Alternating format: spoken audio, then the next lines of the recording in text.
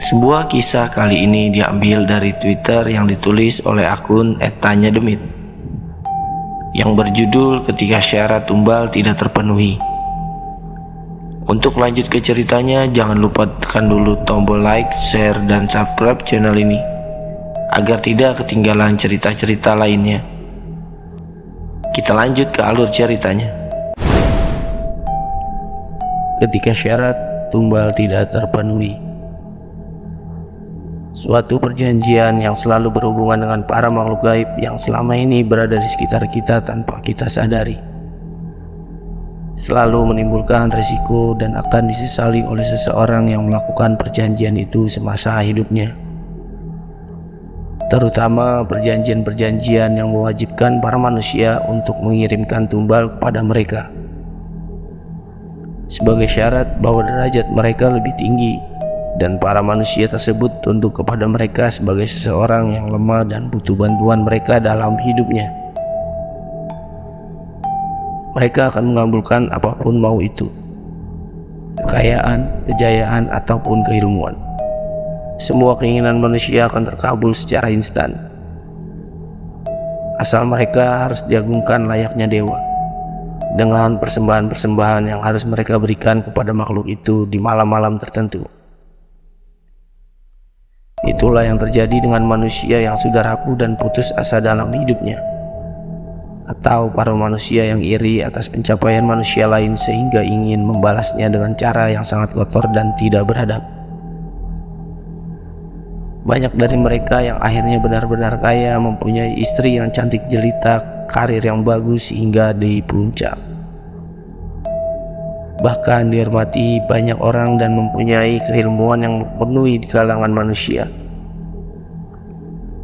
Banyak pintu yang akan terbuka jika kita mencari kenikmatan duniawi dengan cara seperti ini.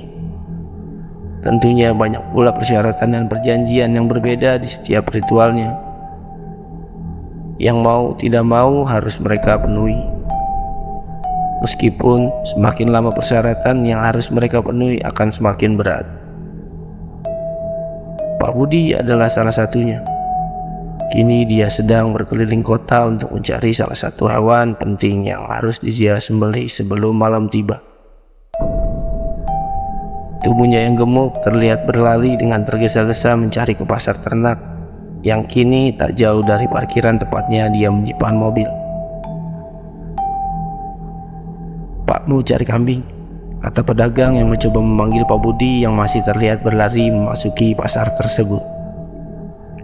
Dengan baju kemeja, celana, dan sepatu yang sedikit mewah pada tahun tersebut, Pak Budi kini terlihat mendekati pedagang kambing yang tepat beberapa puluhan meter dari tempatnya sambil berlari. "Ah iya Pak, kalau kambing yang berwarna hitam legam ke seluruh tubuhnya ada nggak ya Pak?" kata Pak Budi dengan nada yang tergesa-gesa. Aduh Pak, kalau semuanya hitam nggak ada, adanya hitam bercorak putih," kata pedagang itu sambil memperlihatkan kambing-kambingnya yang terikat di belakangnya. "Waduh, nggak ada ya? Kira-kira aku harus jalur lagi kemana ya Pak? Apakah ada pasar kambing lagi di sekitar sini Pak?" kata Pak Budi dengan nada yang sangat panik. Bentar Pak, coba Bapak ke daerah selatan Pak, yang ke Ciwidey atau ke Pangalengan lah. Siapa tahu di sana ada." "Emang buat apa Pak kambingnya harus hitam semua?" kata pedagang itu dengan nada yang heran. "Gitu, buat anakku Pak. Dia pengen kambing tapi warnanya harus hitam semua, nggak boleh ada corak putihnya sama sekali," jawab Pak Budi dengan wajah yang kini tampak semakin panik. "Atuh, kalau anak mah beli aja satu ini Pak, nanti tinggal dicat hitam aja, gampang," katanya sambil menarik salah satu kambingnya yang terlihat bugar. Namun Pak Budi hanya menggelengkan kepala.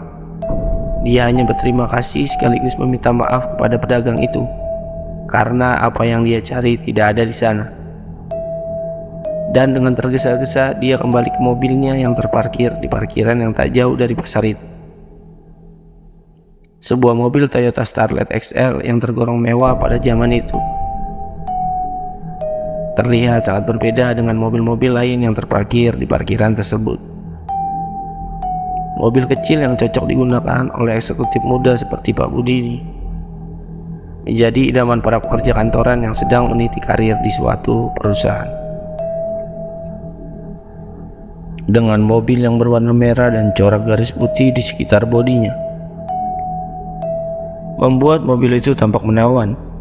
Apabila dengan velg putih dan ban yang kecil, membuatnya sangat cocok dipakai oleh orang-orang dewasa yang ingin tampil trendy pada tahun tersebut.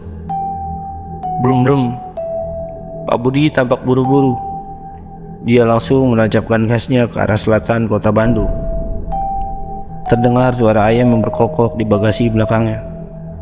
Suara dari ayam cemani yang dia beli dengan harga mahal. Juga berbagai buah-buahan seperti kelapa, jeruk, pisang, serta kembang 7 rupa yang dia beli di salah satu jalan kota Bandung terlihat memenuhi bagasi mobilnya pada saat itu. Pak Budi mengendarai mobilnya dengan kecepatan yang tinggi.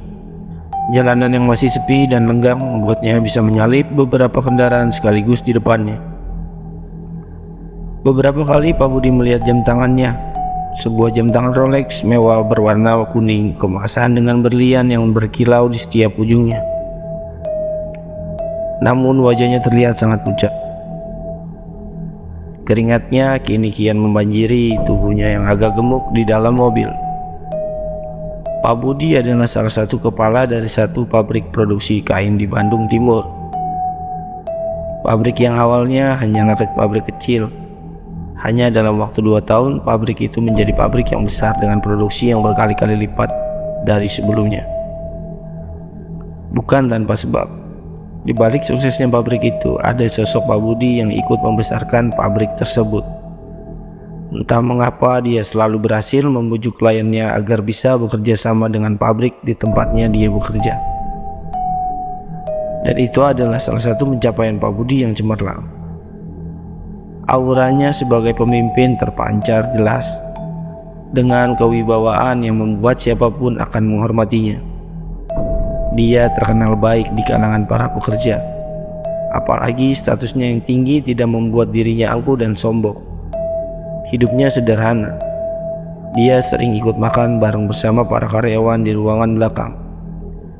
Sebuah ruangan karyawan yang cukup kotor dan hanya tersedia sebuah kantin kecil untuk mereka membeli rokok atau kopi. Pak Budi sadar, dia sendiri adalah orang yang merangkak dari paling bawah hingga akhirnya bisa menjabat menjadi kepala bagian. Hanya dalam waktu kurang dari 2 tahun. Membuat semua orang takjub kepada pencapaian Pak Budi. Karir yang semakin naik berbanding lurus dengan kekayaan yang dia peroleh. Beberapa kali dia melakukan seminar agar semua orang bisa mengikuti jejaknya. Dan tentu saja, siapapun yang ingin mendapatkan ilmunya dari Pak Budi harus merogoh kocek yang agak dalam agar bisa menyerap ilmunya. Namun, di balik itu ada sesuatu yang tidak dia kemukakan. Semua yang dia ketahui sendiri atas pencapaiannya itu. Dan itu adalah kunci kesuksesannya selama ini. Bukan dari semua ucapan dan teknik-teknik yang dia bicarakan setiap meeting atau ketika menjadi pembicara di seminar yang dia hadiri. Sesuatu yang sangat gelap yang disimpan sendirian tanpa sekalipun dia buka ke publik. Sesuatu yang selama ini membantunya untuk bisa mencapai puncak karirnya dalam waktu singkat. Dan sesuatu yang membuatnya kini tampak panik dan kebingungan di dalam mobil. Aku harus segera mencari kambing hitam itu. Kalau tidak, karir yang sudah aku bangun akan hancur seketika, ucap Pak Budi. Jalanan yang menanjak dan berliku-liku bersamaan dengan rintik hujan yang kini membasahi jalanan di antara pegunungan yang Pak Budi lewati.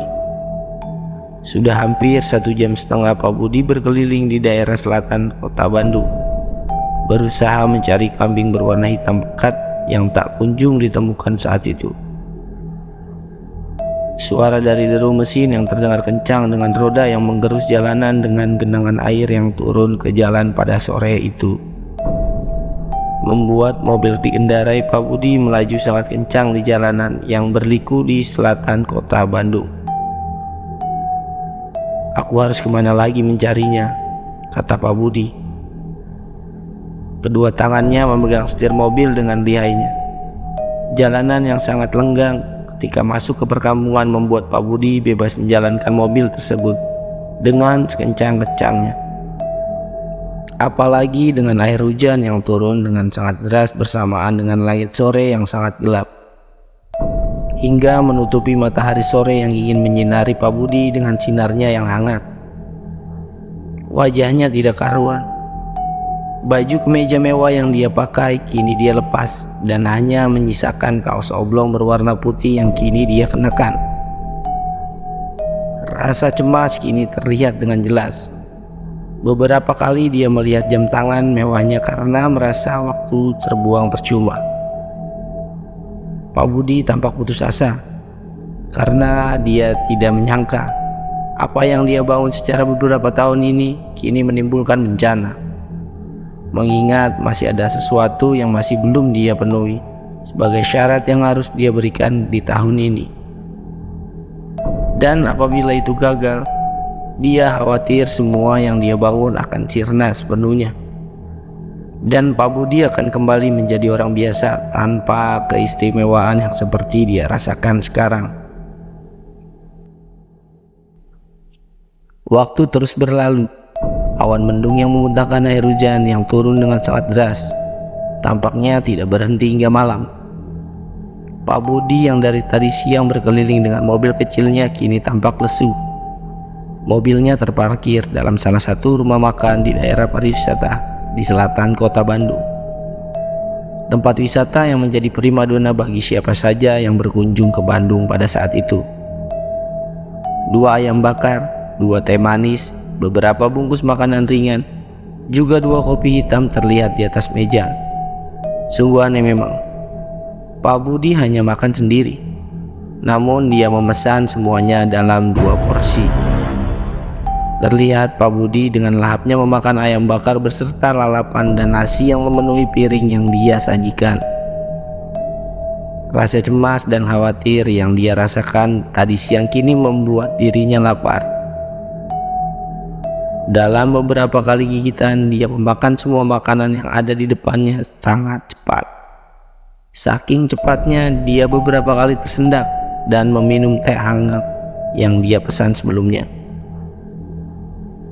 Entah apa yang merasuki pada saat ini, namun 1 porsi tidak dia sentuh. Dia sengaja menata makanan itu layaknya 2 orang yang sedang makan bersama.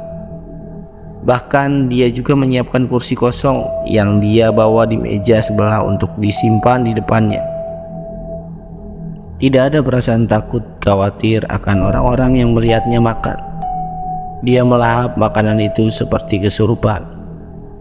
Namun dia beberapa kali mengangguk dan tersenyum ketakutan ketika melihat ke arah kursi kosong yang ada tepat di depannya. Pikirannya masih belum tenang. Dia masih memikirkan kambing hitam yang harus dia cari yang hingga saat ini belum dia temukan. Hujan yang terus-menerus membasahi selatan kota Bandung membuat usahanya mencari kambing semakin terhambat. Karena di waktu hujan seperti ini, para penjual kambing biasanya akan pulang lebih cepat dan akan kembali berdagang di pasar ternak di esok paginya ketika cuaca cerah menjelang. Shrek.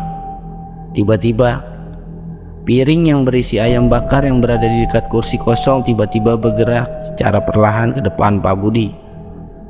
Bersamaan dengan kopi pahit yang dia pesan, juga teh manis yang sama-sama bergeser secara perlahan ke arahnya.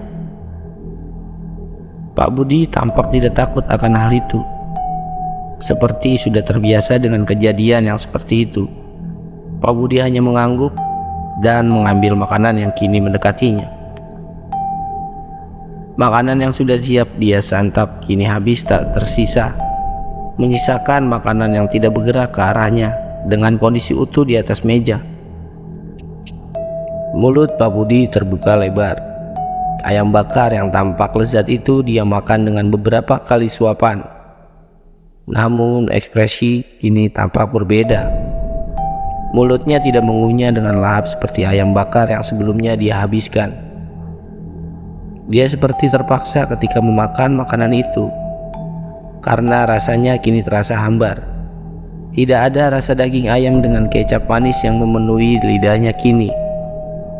Semuanya terasa seperti air mineral tanpa rasa yang masuk ke dalam mulutnya. Namun wajahnya yang tampak ketakutan kepada sesuatu yang tampak duduk di kursi kosong itu memaksanya untuk memakan semua makanan itu meskipun rasanya sangat hambar. Hingga suara petir menyambar bersamaan dengan langit yang kini gelap, yang menandakan bahwa malam menemani mereka di tempat itu. Dan di saat yang bersamaan, di antara sinar petir yang menyambar dan terdengar hingga ke tempat Pak Budi memakan makanan yang dia santap, tiba-tiba sebuah suara terdengar dengan jelas. Suara yang membuat Pak Budi semakin cemas atas apa yang akan terjadi pada dirinya di malam ini. Hei Budi, ingat, saacan jam 12 peting maneh kudu mencit ayam jeung domba hideung, jeung kudu dibalikkeun ke Abah. Budi, ingat, sebelum jam 12 malam kamu harus menyembelih ayam dan domba hitam, dan kamu juga harus memberikannya ke Abah. Di dagoan ku urung itu di tempat. Ingat Budi, syarat eta teh gampang. Daripada maneh kudu numbalkeun jelema, aku tunggu di tempat itu. Ingat Budi, syarat itu gampang. Daripada kamu harus menumbalkan manusia sebagai syaratnya. Petir kembali menyambar tempat makan itu. Bahkan kini membuat lampu yang menyala mendadak mati karena ada gardu yang tersambar petir di dekat tempat makan tersebut. Petir-petir tersebut menyambar beberapa kali. Namun ketika cahaya dari petir tersebut menyala, terlihat sesosok bayangan berwarna hitam terlihat sedang duduk di depan Pak Budi.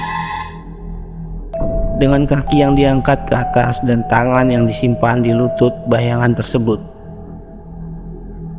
dia terlihat sedang tersenyum dan menyeringai ke arah Pak Budi. Dan ketika cahaya petir tersebut menghilang, bayangan itu ikut menghilang bersamaan dengan kopi hitam yang kini tidak tersisa di dekat kursinya. Hujan makin deras. Di luar ada wajah Pak Budi tampak semakin panik ketika sosok yang ada di depannya kini menampakkan dirinya sendiri di antara cahaya petir yang menggelegar pada malam itu. Dia melihat jam tangannya, tinggal 5 jam lagi sebelum tengah malam. Dengan perasaan yang gelisah dan wajah yang tidak karuan, dia berdiri dari duduknya untuk membayar apa yang dia makan dengan tergesa-gesa. Mulutnya penuh dengan sisa nasi yang menempel di sekitar mulutnya. Namun dia tidak peduli. Dia lebih memikirkan kambing berwarna hitam pada saat itu daripada harus memikirkan penampilannya. Jaket mewahnya yang tadi dia lepas hanya disimpan di dalam mobil, bersamaan dengan ayam cemani dan buah-buahan serta kemenyan yang dia bawa di dalam bagasi. Dia kini hanya memakai kaos oblong bergambar artis band rock terkenal pada masa itu. Dengan gayanya yang nyentrik dan rambut keribo yang menjadi ciri khas band rock tersebut. "Berapa Kang?" kata Pak Budi sambil mengeluarkan dompet dari saku celananya. "Tadi ayam 2, kopi 2, teh manis 2, terus apa lagi Kang?" kata pemilik rumah makan itu yang mencatat pesanan dari Pak Budi. Tangannya bergetar hebat ketika dia mencatat dan menghitung apa yang Pak Budi makan. Karena dia melihatnya sendiri, Pak Budi makan seperti orang yang sedang kesurupan. Tidak seperti orang lain yang sering makan di rumah makan tersebut. "Sama 1 bungkus pilus, 1 bungkus kacang Kang," kata Pak Budi sambil menunjuk ke arah rak tempat beberapa cemilan jajanan anak yang sering dia makan selama bekerja. Pak Budi memang tidak merokok. Namun dengan hobinya yang sering kali memakan cemilan membuat tubuhnya sedikit agak gemuk. Meskipun sekarang umurnya yang hampir kepala 3. Dia dengan cueknya memakan jajanan anak-anak selama bekerja. "Semuanya 15.000 Kang," kata pemilik rumah makan itu. Pak Budi dengan sigap memberikan 2 lembar uang 20 ribuan dengan lembaran gambar burung cendrawasih yang menjadi primadona di ujung timur sana. Pak, kebanyakan ini," kata pemilik rumah makan itu sambil mengembalikan 1 lembar uang kepada Pak Budi. Namun Pak Budi menolak dan berkata bahwa uang yang 1 lembar lagi tidak usah dikembalikan. Tak lama Pak Budi dengan tergesa-gesa kembali menancap gas mobilnya ke arah selatan, berharap dia masih menemukan kambing yang harus dia bawa ke tempat ritual di tengah hujan yang terus-menerus mengguyur pada malam itu. Wajahnya terlihat sangat gelisah. Dia takut syarat yang harus dia berikan tidak terpenuhi pada malam ini. Dan dia khawatir atas nasibnya apabila dia tidak bisa memenuhi hal itu sebelum jam 12 malam. Pak Budi terus-menerus mengendarai mobilnya ke arah selatan. Dia menerka-nerka di mana dirinya harus mencari kambing hitam di tengah hujan deras. Hatinya gelisah. Beberapa kali dia melihat jam di tangannya dengan waktu yang semakin dekat dengan tengah malam. Duar, petir kembali menyambar. Kilatnya yang terang menerangi sisi mobil Pak Budi dalam sekejap. Namun, nampak ada sebuah bayangan yang duduk di belakang mobil ketika petir itu menyambar. Dia hanya terdiam dengan sedikit menyeringai di tengah-tengah kepanikan Pak Budi pada malam itu. Mulutnya semakin terbuka lebar. Dia seperti semakin senang ketika waktu semakin dekat dengan apa yang sudah dia katakan di tempat makan itu. "Ingat Bud, ngan sababaraha jam deui nepi ka tengah penting.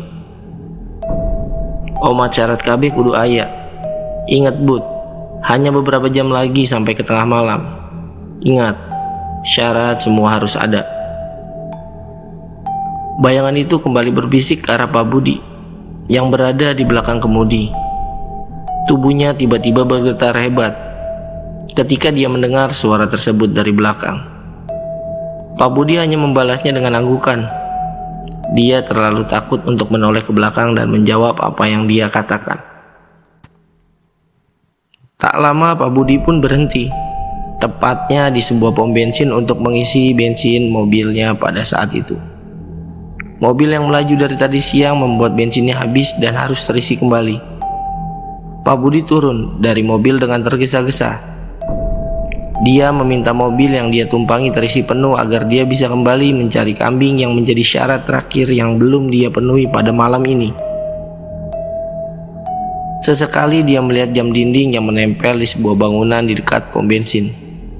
Dia semakin panik karena kini waktu tinggal 3 jam lagi sebelum tengah malam tiba. Di tengah-tengah kepanikan itu, tiba-tiba dia berkata kepada petugas pom bensin yang sedang sibuk mengisi bahan bakar mobilnya pada malam itu, "Kang, itu di sekitar sini ada penjual kambing nggak? Atau orang yang ternak kambing?" kata Pak Budi dengan nada yang panik. Dia bertanya kepada operator itu sambil sesekali melihat jam dinding yang ada di dekatnya. Tubuhnya yang panik dengan wajahnya yang terlihat pucat sangat terlihat jelas. Beberapa kali dia mengusap wajahnya, menggerak-gerakkan tangan dan kakinya, hanya untuk melepaskan rasa panik yang dia rasakan pada malam itu. Operator itu terdiam sebentar, seperti sedang memikirkan jawaban atas apa yang Pak Budi katakan. Sedangkan Pak Budi menunggu jawaban itu dengan rasa cemas yang dia rasakan. "Oh iya Pak, ada peternakan kambing di kampung belakang pom ini.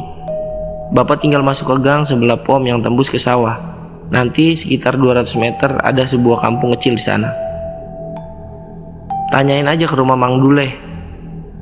Mereka berdua punya kandang kambing di rumahnya," jawab operator itu sambil mencabut selang dan menempelkannya di mesin setelah mengisi full mobil Pak Budi pada malam itu.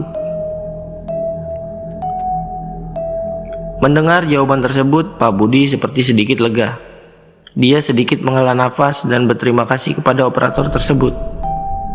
Bahkan dia memberi tips beberapa lembar uang atas informasi yang dia berikan. Tak butuh waktu lama, dia kembali masuk ke dalam mobilnya, lalu menyalakannya kembali dan memarkirkannya di dekat pom bensin itu. Dia kembali turun di sebuah gang kecil yang nampak becek akibat hujan yang masih mengguyur pada malam itu dengan derasnya. Pak Budi nampaknya sudah tidak peduli dengan tubuhnya yang kini basah akibat hujan.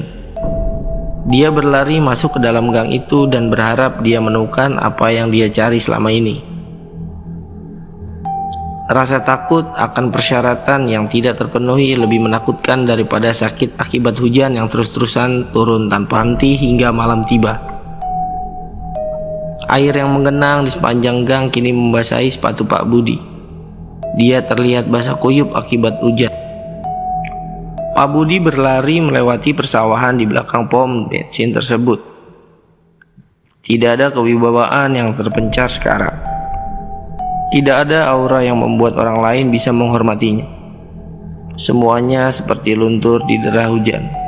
Rambutnya yang basah, bajunya yang kini kotor akibat lumpur dari jalanan gang yang becek. Juga sepatunya yang basah membuat dirinya kini seperti orang biasa. 5 menit berlalu, akhirnya dia sampai di kampung yang diceritakan oleh operator bensin itu. Dia sangat bersyukur karena ketika sampai dia mendengar suara-suara kambing yang terdengar hingga ke telinganya. Seketika dia mencari asal-usul suara kambing tersebut, melewati rumah-rumah warga yang ada di kampung itu. Dan tak lama kemudian dia menemukan sebuah kandang kecil yang ada di sudut kampung dengan sebuah rumah sederhana yang ada di dekatnya. Suara kambing itu semakin lama semakin keras ketika Pak Budi datang. Entah mengapa, mereka seperti ketakutan atas apa yang dilihatnya. Mereka tidak takut dengan Pak Budi yang nampaknya basah kuyup karena hujan. Namun dia takut dengan sosok yang ada di belakang Pak Budi, yang senantiasa mengikutinya dan seringkali menyeringai ketika waktu semakin dekat dengan tengah malam. Permisi, kalau ini rumahnya Mang Duleh. Pak Budi mengetuk-ngetuk pintu rumah itu. Ketukannya sedikit agak kuat karena dia ingin segera membeli kambing untuk dibawa ke dalam mobilnya. Tak lama dia mendengar sebuah suara dari dalam. Seseorang yang berjalan ke arah pintu dengan langkahnya yang pelan. Dia membuka kunci rumah dengan perlahan, membukanya dan menyambut Pak Budi dengan sedikit senyuman. Pak Budi yang melihat pemilik kambing itu akhirnya mengutarakan maksud dan tujuan dia datang ke rumahnya. Dia bertanya tentang kambing yang ada di dalam kandang. Kambing berwarna hitam pekat untuk dia beli pada malam itu dengan harga yang tinggi. Mang Dule yang mendengar hal itu awalnya heran karena melihat Pak Budi yang kondisinya basah kuyup. Bahkan dia menolak untuk masuk ke dalam rumah karena terburu-buru atas apa yang dia lakukan. Namun setelah melihat kambing-kambingnya yang terus-terusan bersuara tanpa henti, seperti ketakutan akan sesuatu, Mang Dule seperti mengetahui sesuatu atas apa yang dilakukan oleh Pak Budi pada malam itu. Mang Dule sedikit terdiam. Dia mengingat-ingat apakah ada kambing-kambingnya yang berwarna hitam pekat. Dia mengangkat wajahnya, menempelkan salah satu tangannya ke arah dagunya.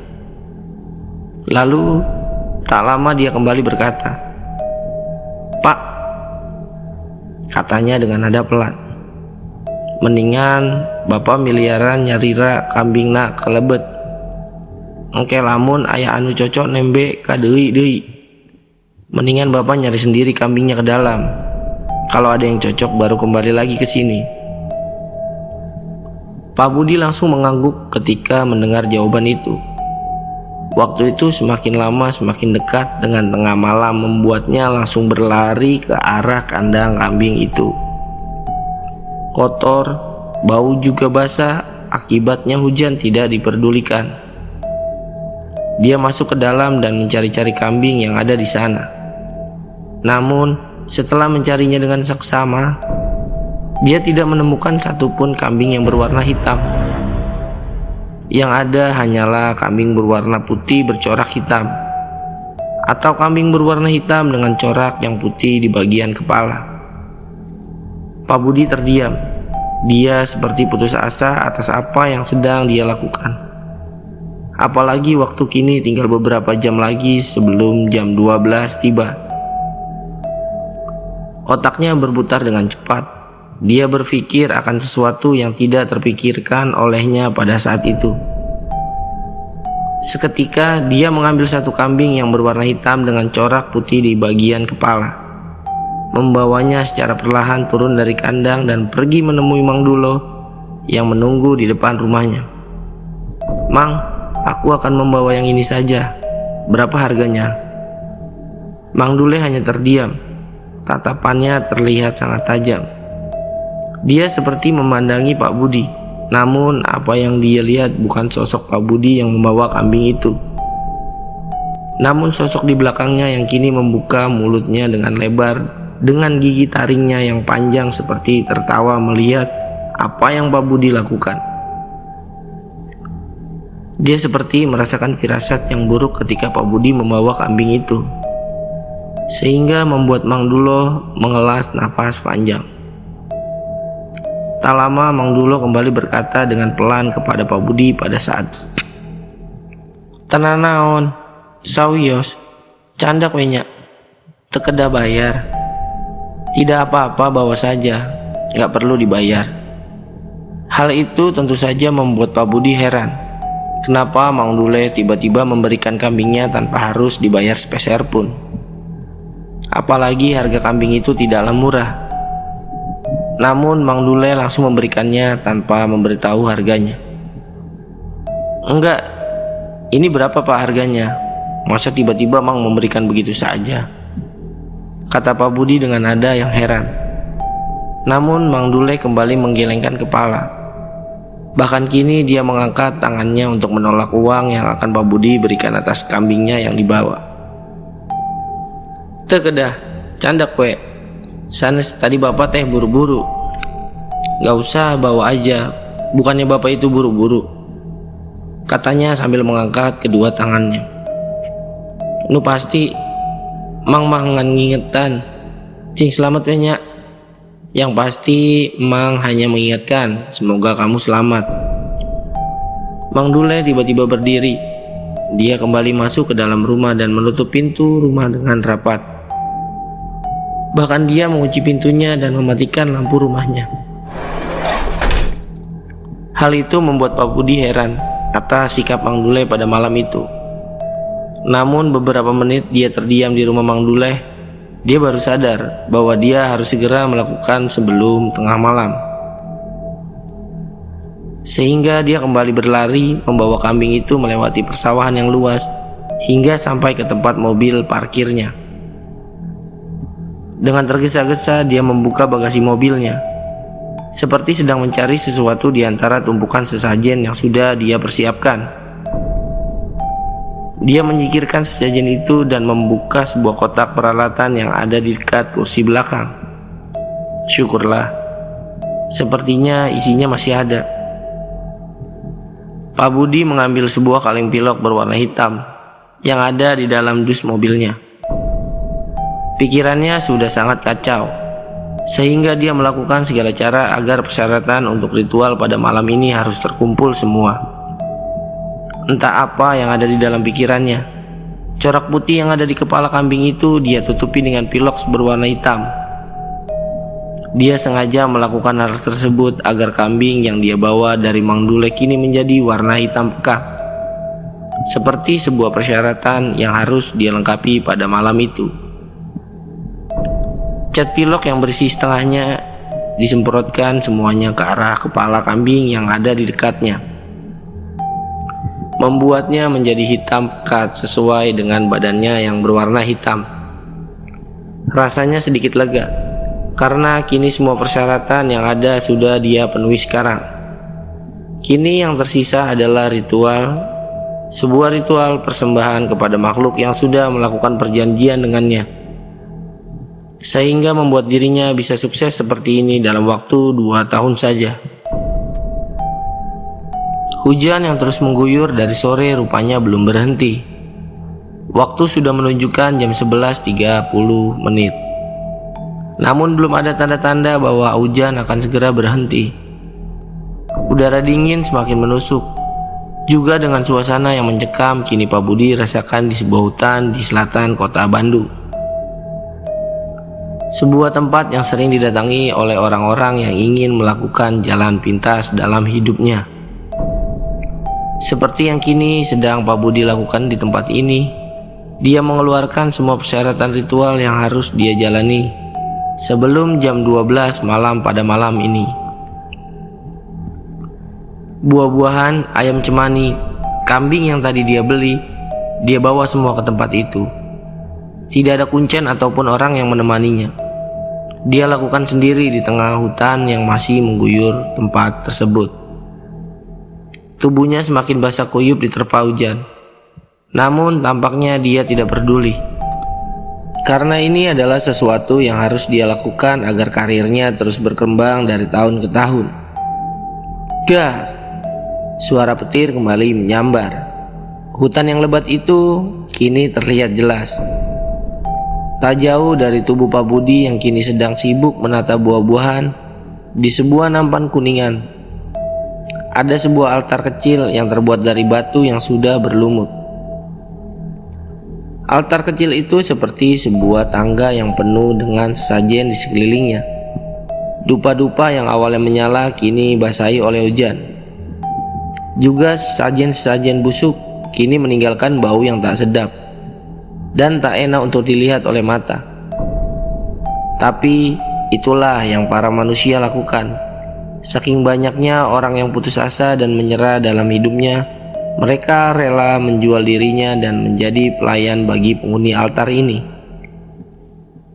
Dia melacurkan diri dengan persyaratan yang sulit, hanya untuk sebuah karir atau kekayaan yang semu dalam hidupnya.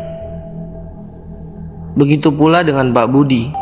Selesai dirinya menata sesajen, dia mengambil ayam cemani, memotong lehernya dengan pisau kecil yang dia bawa, dan menuangkan darahnya ke sebuah mangkok kecil yang sudah dia sediakan sebelumnya.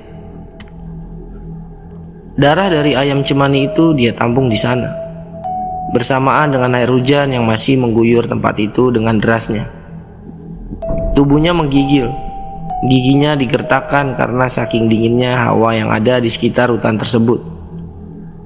Namun dia tidak peduli. Dia terus saja memotong ayam cemani itu dan mengeluarkan darahnya hingga tak bersisa.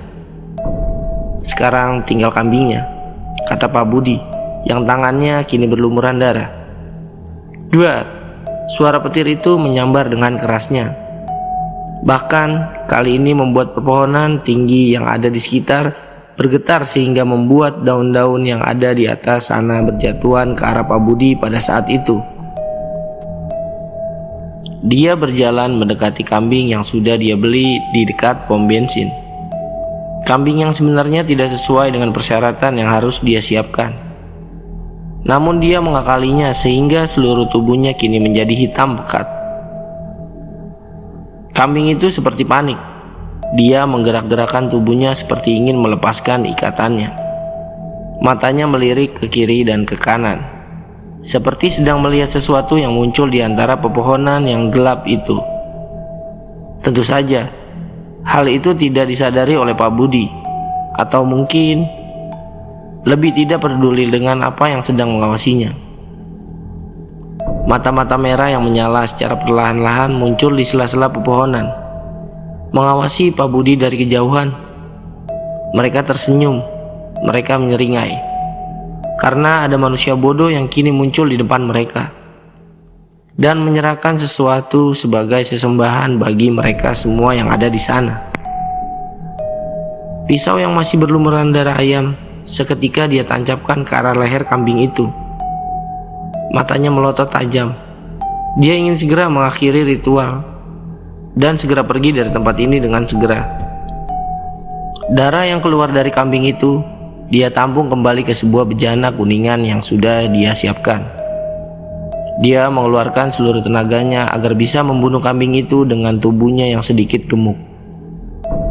Tentu saja, Pak Budi tidak tahu caranya menyembelih hewan dengan benar. Dia hanya menusuk-nusukkan pisaunya ke arah leher dari kambing itu sehingga membuatnya meronta-ronta. Darah yang seharusnya mengucur ke bejana kini berjatuhan kemana-mana, membasahi daun-daun kering yang ada di tanah sehingga warna merah yang pekat kini terlihat dengan jelas. Bersamaan dengan air hujan yang tercampur begitu saja di sana. Pak Budi yang berwibawa, yang dihormati oleh semua karyawannya, juga Pak Budi yang menjadi kunci sukses dari perusahaan yang dia pegang kini menjadi pribadi yang berbeda. Sebuah kepribadian yang hanya muncul di tempat ini. Sebuah pribadi yang serakah, yang menghalalkan segala cara agar dirinya bisa naik ke posisinya sekarang.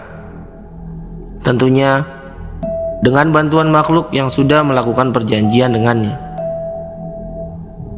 Dia ingat bagaimana dia menyingkirkan kawan-kawannya satu persatu, sehingga dia bisa naik secara perlahan hingga jabatannya yang sekarang. Dari mulai dibuat tidak betah sehingga dirinya mengundurkan diri, lalu dibuat sakit sehingga harus keluar dengan terpaksa. Juga seseorang yang harus meninggal karena kecelakaan kerja, dan Pak Budilah yang kini menggantikannya. Kambing yang sudah kehilangan darah itu dia biarkan begitu saja di sana. Dia hanya membawa darah kambing yang sudah dia simpan di dalam bejana untuk dipersembahkan di dekat altar kecil yang berada tak jauh dari tempatnya. Dia menata nampan yang berisi buah-buahan, kopi hitam yang diseduh dengan air termos yang dia bawa, juga darah ayam dan darah kambing yang sudah dia persiapkan. Setelah semuanya ditata dengan rapi, dia kemudian bersila, matanya terpejam secara perlahan di tengah hutan. Mulutnya bergumam, seperti sedang membacakan mantra untuk memanggil sesosok makhluk yang sudah membantunya pada saat ini. Dia membacakan mantra itu dengan serius. Kedua kakinya disilangkan dengan kedua tangannya yang diangkat ke atas seperti sedang menyembah sesuatu. Namun, entah mengapa, setelah hampir 10 menit berlalu, altar tempat dia melakukan ritual terasa hening. Dia tidak merasakan kehadiran dari makhluk yang dia panggil. Tidak ada angin besar yang menerpa, atau sebuah perasaan bahwa sosok itu muncul dengan wujudnya yang besar.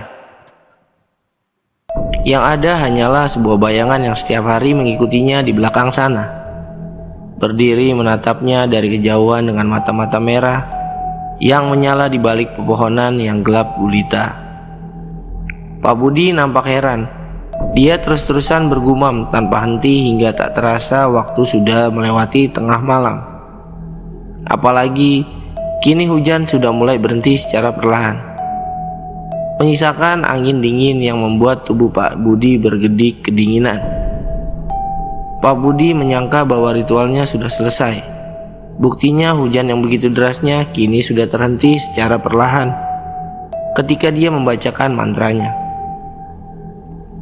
Pak Budi kemudian bersujud, menempelkan bahunya di bawah altar tersebut, lalu berdiri dan berjalan kembali ke arah mobil dengan perasaan lega. Rasa khawatir dan rasa takut yang dia rasakan kini menghilang sekejap. Wajahnya yang panik kini kembali menjadi normal. Dia kembali ke dalam mobil dan menyalakan mobil tersebut untuk meninggalkan tempat itu dengan segera, karena dia harus bekerja kembali di esok hari seperti biasanya. Mobil yang awalnya melaju kencang kini nampak santai. Semua syarat juga ritual yang rutin dia lakukan beberapa bulan sekali dia laksanakan. Sekarang bagaimana caranya dia akan meniti karir lebih tinggi dari ini? Tentunya dengan bantuan makhluk halus yang sudah melakukan perjanjian dengannya. Dia duduk di belakang kemudi sambil tersenyum. Pikirannya melayang-layang tentang karirnya yang akan menanjak lagi sekarang.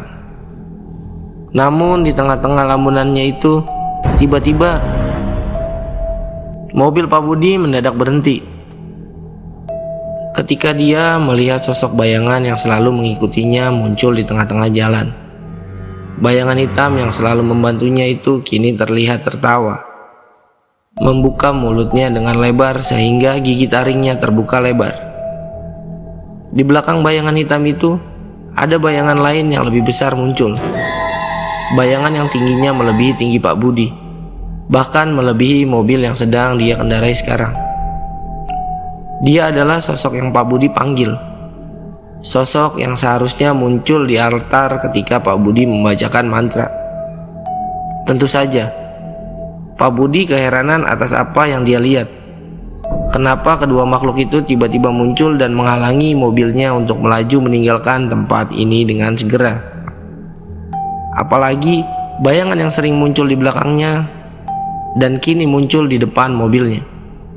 Tiba-tiba berkata secara pelan pada saat itu, "Bud, bangsa aing moal bisa dibodoh-bodoh. Mane geus ngabohong ka bangsa aing. Ayeuna mane apalkeun lamun syarat teu kacompanon resikona naon. Bud, bangsaku tidak bisa kamu bohongi. Kamu sudah berbohong ke bangsaku. Sekarang kamu tahu kalau syarat tidak terpenuhi resikonya apa." Bayangan itu tiba-tiba tertawa. Dia semakin membuka mulutnya dengan sangat lebar. Gigi taringnya yang putih kini terlihat jelas. Sedangkan bayangan besar yang berdiri di belakangnya hanya terdiam. Dia seperti melihat Pak Budi saja tanpa melakukan sesuatu kepadanya pada saat itu. Namun, Pak Budi yang heran atas ucapan dari bayangan itu. Nampaknya tidak menyadari sesuatu, bahwa pohon besar yang tepat berada di sebelah mobilnya secara tiba-tiba tumbang dan menghantam mobil yang sedang Pak Budi kendarai dengan keras. Hak! Batang pohon yang besar jatuh tepat ke area depan mobil, di mana tanpa Pak Budi sadari batang pohon itu langsung menimpa kepala sehingga membuat dirinya tidak selamat. Tubuhnya remuk, kepalanya hancur, dengan darah yang mengucur keluar dari sela-sela mobil yang kini tidak berbentuk lagi. Pak Budi seketika tidak bernyawa di tengah hutan, dengan mobilnya yang hancur seketika. Tidak ada yang bisa Pak Budi lakukan. Dia tidak bisa menyelamatkan dirinya, karena ketika dirinya sudah melakukan perjanjian dengan mereka, cepat atau lambat, jiwa dan nyawa dirinya sudah ada di dalam genggamannya, sehingga karir yang dia pupuk seketika lenyap.